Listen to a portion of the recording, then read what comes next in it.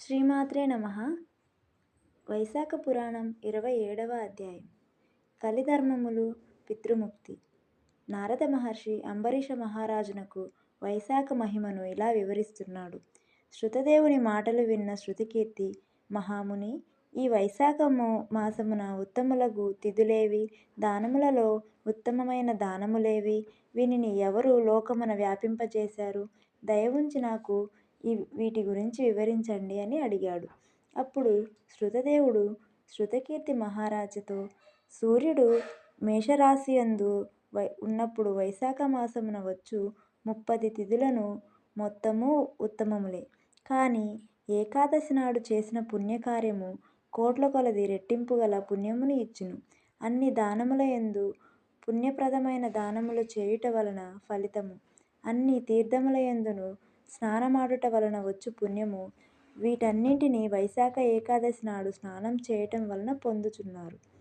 ఆనాడు చేసిన స్నానము, దానము, తపము, హోమము, దేవతార్చన, హరికథ శ్రవణము ఇవన్నీయు మంచి ముక్తిదాయకాలు సుమా. రోగము, దరిద్రము వీనిలోకి లోబడి స్నానాధికమును చేయలేని వారు శ్రీహరి కథను వినినను సర్వపుణ్య కార్యములు చేసినంత ఫలితము వచ్చును. పవిత్రమగు వైశాఖ మందలి దినములను జలాశయముల దగ్గర నుండి శరీరము బాగున్నను స్నానాధికము చేయక గడిపిన వారు గోహత్య, కృతజ్ఞత, తల్లిదండ్రులకు ద్రోహం చేయుట, తనకు తానే అపకారం చేసుకొనుట మొదలగు వానిని చేసినంత పాపము వచ్చును. శరీర ఆరోగ్యము సరిలేకపోయినచో శ్రీహరిని మనసున తలపుట వలన వైశాఖ మాస కాలము సద్గుణకరము, సర్వపుణ్యఫలప్రదము. సజ్జనులను, దయవంతులు ఇట్టి పవిత్ర కాలమున శ్రీహరిని సేవించిన వారెవరు ఉండరని భావము. దరిద్రులు, ధనవంతులు, కుంటివారు, గ్రుడ్డివారు, నపుంసకులు, విధవలు, విధవరాళ్ళు, స్త్రీలు, పురుషులు, బాలురు, యువకులు, వృద్ధులు, రోగిష్టివారు వీరందరూను యథాశక్తి గల ఆచరించి తపము పుణ్యకాలము వైశాఖ మాస కాలము సర్వధర్మ కార్యఫలప్రాప్తికి మూలమైన వైశాఖ మాసమున ధర్మకార్యములను స్నానాదులను చేయువారును సర్వోత్తములు. ఇట్లా మిక్కిలి సులభమగు వైశాఖమాస ధర్మములు ఆచరించని వారు సులభమగు నరకలోకములను పాపాత్ములై చేరుదురు, సందేహమే లేదు. పాలను తరచి సారభూతమగు వెన్నను తీసినట్లుగా సర్వ పాపములను హరించి పుణ్యఫలములు ఇచ్చు తిథిని చెప్పుదును వినుము. మేషరాశి యందు సూర్యుడు ఉండగా పాపములు నివారించుచు పితృదేవతలకు మిక్కిలి ప్రీతిని కలిగించు తిథిని చెప్పుదును. ఆ తిథి నాడు పితృదేవతలకు తర్పణాలు శ్రాద్ధములు చేసిన కోటి మార్లు పిండ ప్రదానము చేసిన పుణ్యఫలము కలుగును. ఈ విషయమున సావర్ణి మనువు భూమిని పరిపాలించుచుండగా నరకలోకమున పితృదేవతలకు చెందిన కథ ఒకటి పెద్దలు చెప్పినది కలదు వినుము. 30 కలియుగములు గడిచిన తరువాత సర్వధర్మవిహీనుడగు ఆ నర్తదేశమున ధర్మవర్ణుడు అను బ్రాహ్మణుడు ఉండును. 31వ ఏట కలియుగమున ప్రథమ పాదమున ప్రజలందరును వర్ణధర్మములను విడిచి పాపకార్యాలను చేస్తూ ఉంటారు. ఇట్టి పాప పంకిమలు దేశమును విడిచి ధర్మవర్ణుడు పుష్కర క్షేత్రమున మౌనవ్రతముతో మునులు సత్రయానమును చేయుచుండగా చూడబోయెను. కొందరు మునులు కూర్చుని పుణ్యకథా ప్రసంగములు చేయుచుండగా ధర్మవర్ణుడు అచటికి చేరెను. అచట ఉన్న మునులు కర్మల యందు ఆసక్తి కలవారై యుగమును మెచ్చుచూ ఇట్లా అనిరి: కృతయుగమున సంవత్సర కాలమున నియమనిష్టలతో భక్తి శ్రద్ధలతో చేసిన వచ్చునంతటి పుణ్యము త్రేతాయుగమున 1 మాసము చేసిన వచ్చును. ద్వాపర యుగమున 1 పక్షము చేసినంతట పుణ్యము వచ్చును. కాని దానికి 10 రెట్లు పుణ్యము కలియుగమున మహావిష్ణువును స్మరించిన వచ్చును. కావున కలియుగమున చేసిన పుణ్యము కోటి గుణముల దయాపుణ్యములు, దానధర్మములు లేని ఈ కలియుగమున శ్రీహరిని ఒక్కమారు స్మరించిన, దానమును చేసినచో కరువు కాలమున అన్నదానము చేసిన వానివలె పుణ్యలోకములకు పోవుదురు అని చెబుతుంటారు. ఆ సమయమున నారదుడు అచటకు వచ్చి అతడు ఆ మునుల మాటలు విని ఒక చేతితో చిహ్నమును మరొక చేతితో నాలుకను పట్టుకొని నవ్వుచూ నాట్యము చేయసాగెను. అచట ఉన్న మునులు చూసి ఏమి చేయుచున్నావని అడుగగా నారదుడు ఇలా అనెను. మీరిప్పుడు చెప్పిన మాటలను బట్టి కలియుగము వచ్చినదని తెలిసి ఆనందము పట్టలేక నాట్యమాడుచున్నాను, నవ్వుతున్నాను. మనము అదృష్టవంతులము. స్వల్ప ప్రయాసతో అధిక పుణ్యమును ఇచ్చు గొప్ప యుగము కలియుగము. ఈ కలియుగమున స్మరణము చేతనే సంతోషించి కేశవుడు క్లేశములు నశింపచేయువనిత సంతోషమును ఆపుకొనలేకపోతిని. మీకొక విషయమును చెప్పుచున్నాను వినుడి. శిష్ణమున నిగ్రహించుట కష్టము, అనగా సంభోగాభిలాషని అనుగ్రహించుకొనుట కష్టము. నాలుకను రుచిచూచుటను నిగ్రహించుకొనుట కష్టము, అనగా తిండిపై ధ్యాసను తగ్గించుకొనుట కష్టము. కలియుగమున భోగాభిలాష, తిండి ధ్యాస వీనిని నిగ్రహించుకొనుట వలన చాలా కష్టము. కావున నేను శిష్ణమును నాలుకను పట్టుకున్నాను అని నారదుడు వివరించెను. మరియు ఇట్లా అనెను. శిష్ణమును జిహ్వను నిగ్రహించుకొనుటచే పరమాత్మయగు శ్రీహరి దయ ఈ యుగమున సులభ సాధ్యము. కలియుగమున భారతదేశమున వేద ధర్మములను విడిచి ఆచార వ్యవహారాలు శూన్యమైనది. కావున మీరీ దేశమును విడిచి ఎచ్చటికైనా వెళ్ళుడి. నారదుని మాటలు విని అక్కడ ఉన్న వారందరూ తమకు ఇష్టమైన ప్రదేశాలకు వెళ్ళిరి. ధర్మవర్ణుడును భూమిని విడిచి మరియొక చోటకు ఉండెను. కొంతకాలమైన తరువాత వానికి భూలోకము ఎట్లా ఉన్నదో చూడాలనిపించెను. తేజశ్శాలియు వ్రత మహిమ వలన అతడు దండకమండలములను జటావల్కలములను ధరించి కలియుగ విచిత్రములను చూడదలచి భూలోకమునకు వచ్చెను. భూలోకమున జనులు వేదబాహ్యమై ప్రవర్తన కలిగి పాపములను ఆచరించుచు దుష్టులై ఉండిరి. బ్రాహ్మణులు వేదధర్మములను విడిచి శూద్రులు సన్యాసులైరి. భార్య భర్తను, శిష్యుడు గురువును, సేవకుడు యజమానిని, పుత్రుడు తండ్రిని ద్వేషించుచుండిరి. బ్రాహ్మణులందరును శూద్రుని వలె ఉండిరి. ధేనువులు మేకలైనను, వేదములు కథాప్రాయములైనవి, శుభక్రియలు సామాన్య క్రియలైనవి, భూత ప్రేత పిశాచాదులు పూజలందుకుంటున్నవి. అందరును సంభోగాభిలాష కలిగి అంధులై జీవితమును కూడా విడిచి ఉన్నారు. తప్పుడు సాక్ష్యములు చెప్పువారు, మోసగించు స్వభావము కలవారు ఎక్కువయ్యారు. మనసునందొకటి, మాటయందు మరొకటి, పనియందు ఇంకొకటి అగు రీతిలో ఉన్నారు. విద్యాభ్యాసము పారమార్థికము కాక హేతుప్రదముగా భావించబడెను. అట్టి విద్య రాజపూజితమై ఉండెను. సంగీతము మొదలగు వానిని రాజులు ప్రజలు ఆదరించుచుండిరి. అధములు గుణహీనులు పూజ్యులైరి. ఉత్తములెవరునూ గౌరవించటం లేదు. ఆచారవంతులగు బ్రాహ్మణులు దరిద్రులై ఉండిరి. విష్ణుభక్తి జనులు కనిపించటం లేదు. పుణ్యక్షేత్రములు వేదధర్మ విహీనులై ఉండెను. శూద్రులు ధర్మప్రవక్తలు, జటాధారులు సన్యాసులైరి. మానవులు అల్పాయుష్కులై ఉన్నారు. మరియు జనులు దుష్టులు, దయాహీనులుగా ఉన్నారు. అందరూ ధర్మములను చెప్పేవారే. అందరూ దానములను స్వీకరించేవారే. సూర్యగ్రహణాది సమయములను ఉత్సవాలుగా తలచేవారే. ఇతరులను నిందించుచు అసూయపడుచు అందరినీ తమ పూజనలతో కోరుచుండిరి. అభివృద్ధిలో ఉన్న వారిని చూసి అసూయపడుతుంటారు. సోదరుడు సోదరిని, తండ్రి కుమార్తెను తక్కువ జాతి వారిని కోరుచుండిరి, పొందుచుండిరి. అందరును వేశ్యాసక్తులై ఉండిరి. సజ్జనులు అవమానించుచుండిరి, పాపాత్ములను గౌరవించుచుండిరి. మంచివారిలో ఉన్న కొద్దిపాటి దోషములను పెద్దదిగా ప్రచారము చేయుచున్నారు. పాపాత్ముల దోషాలను, గుణాలను చెప్పుచున్నారు. దోషమునే గుణముగా జనులు స్వీకరించుచున్నారు. జలగస్తనముపై వాలి పాలను త్రాగదు, రక్తమునే త్రాగును. అట్లే దుష్టుడు గుణములను కాక దోషములనే స్వీకరించుచున్నాడు. ఔషధాలు సారహీనములయ్యెను. ఋతువులు వనరులు తప్పెను, అనగా ధర్మములను విడిచినవి.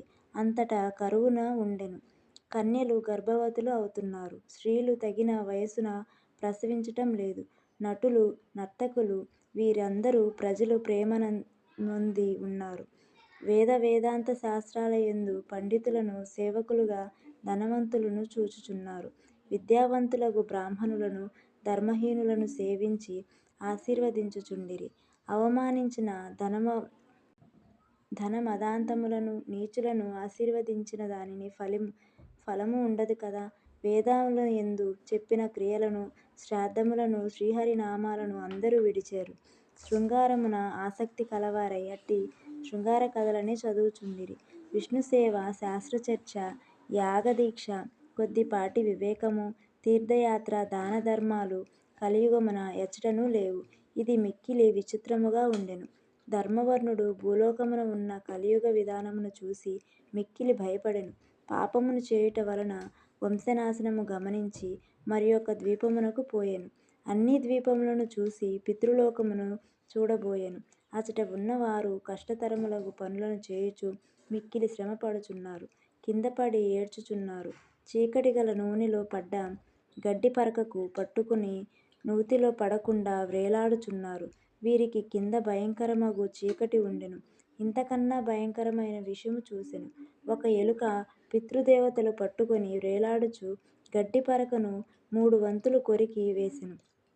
గడ్డిపరకను పట్టుకొని వేలాడు పితృదేవతలు కిందపడనున్న భయంకరమగు అగాధమును చూసి పైన ఎలుకగడ్డిని కొరికివేయుటను చూసి దీనులై దుఃఖించుచున్నారు. ధర్మవర్ణుడును దీనులై ఉన్నవారిని చూసి జాలిపడి, మీరీ నూతియందు ఇట్లా పడిరి, ఎట్టి కర్మను చేశారు అని ఈ పరిస్థితి కలిగెను మీకు? మీరే ఈ వంశము వారు. మీకు విముక్తి కలుగు మార్గమేమైనా ఉన్నదా? నాకు చెప్పండి, చేతనగు సహాయము చేయుదును అని అడిగెను. అప్పుడు వారు, ఓయి, మేము శ్రీవత్స గోత్రులము. భూలోకమున మా వంశమున సంతానము లేదు. అందువలన పిండములు, శ్రాద్ధములు లేక దీనులై బాధపడుచున్నాము. మేము చేసిన పాపములచే మా వంశము సంతానము లేక ఉన్నది. మాకు పిండమునిచ్చువారు లేరు. వంశము క్షీణించినది. ఇట్టి దురదృష్టవంతులమైన మాకు ఈ చీకటి కూపమున పడక తప్పదు. మా వంశమున ధర్మవర్ణుడను కీర్తిశాలి ఒకడే కలడు. అతడు విరక్తిచే వివాహము చేసుకొనక ఒంటరిగా తిరుగుచున్నాడు. ఈ మిగిలిన గడ్డిపరకను చూచితివా? మా వంశమున అతడొక్కడే మిగిలి ఉన్నాడు. ఈ ఒకటే మిగిలి ఉన్నది. మేమును దీనిని పట్టుకొని వేలాడుచున్నాము. మా వంశము వాడైన ధర్మవర్ణుడొక్కడే మిగిలెను. దానికి ప్రతీకగా పితృలోకములో ఉన్న మాకును ఈ గడ్డిపరక ఒక్కటే మిగిలినది. అతడు వివాహము చేసుకొనక పోయినచే సంతానము లేకపోవటం వలన ఈ గడ్డికి అంకురములు లేవు. ఈ ఎలుక ఈ గడ్డిని ప్రతి దినము తినుచున్నది. ఆ ధర్మవర్ణుడు మరణించిన తరువాత ఈ ఎలుక మిగిలిన ఈ గడ్డిని కూడా తినివేయును. అప్పుడు మేము అగాధము భయంకరమున కూపమున పడెదము. ఆ కూపము దాటరానిది, చీకటితో నిండినది. కావున నాయనా, భూలోకమునకు పోయి మా ధర్మవర్ణుని వద్దకు పోయి మా దైన్యమును వివరించుము. మేము వాని దయకెదురు చూచుచున్నామని చెప్పి, వివాహమాడుట వలన మీ పితృదేవతలకు నరకమున చీకటి కూపమున పడి ఉన్నారు. బలవంతమైన ఎలుక మిగిలిన ఒక్క గడ్డిపరకను కొరుకుచున్నది. ఆ ఎలుకయే కాలము. ఇప్పటికి ఈ గడ్డిలో 3 వంతులు పోయినవి, 1 వంతు మిగిలినది. ఆ మిగిలినదే నీవు.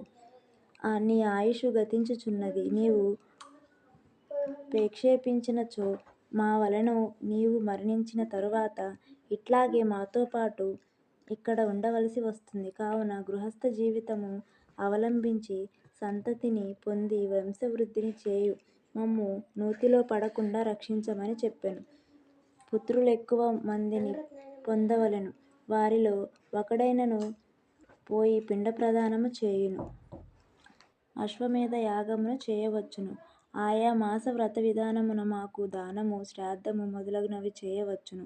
ఇందువలన మాకు నరక విముక్తి, పుణ్యలోక ప్రాప్తి కలిగే అవకాశమున్నది. మా వంశము వారిలో ఎవరైనా పాపనాశనియగు విష్ణు కథను విన్నను, చెప్పినను మాకు ఉత్తమ గతులు కలగవచ్చును. తండ్రి పాపి అయినను పుత్రుడు ఉత్తముడు, భక్తుడు అయినచో వాని తండ్రియు తరించును. దయాధర్మ విహీనులగు పుత్రులెక్కువ మంది ఉన్న ప్రయోజనము లేదు.